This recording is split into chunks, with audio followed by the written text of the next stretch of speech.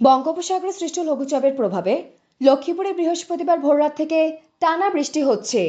এতে করে টানা বৃষ্টিতে জনজীবন বিপর্যস্ত হয়ে পড়েছে। সেই সাথে ব্যবসা বাণিজ্য স্থবির হয়ে পড়েছে। জেলা শহরে বিভিন্ন মার্কেট সহ নিম্ন এলাকা পানিতে তলিয়ে গেছে। শহরের ব্যবসায়ীরা জানান, ভোররাত থেকে টানা বৃষ্টি হচ্ছে। এতে করে স্থবির হয়ে পড়েছে ব্যবসা বাণিজ্য। বাজারে মানুষ নেই বললেই চলে। অপরদিকে স্কুল কলেজের শিক্ষার্থীদের উপস্থিতি ছিল নগণ্য। যারা এসেছে তাদের ভিজে ভিজে বাড়ি ফিরতে হয়েছে। তবে বৃষ্টি জনজীবনকে বিপর্যস্ত করলেও কৃষির জন্য হয়েছে সুবিধা।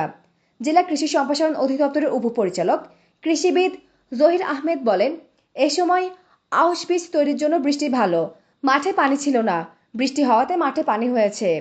রামগতি আবহাওয়া অধিদপ্তরের পর্যবেক্ষক মোহাম্মদ সৌরভ হোসেন বলেন, আগামী 1 জুন পর্যন্ত বৃষ্টি চলমান থাকবে। সকালে লঘুচাপটি নিম্নচাপে পরিণত হয়েছে। আগামী 48 ঘন্টার মধ্যে এটি লঘু নিম্নচাপে পরিণত হওয়ার সম্ভাবনা রয়েছে।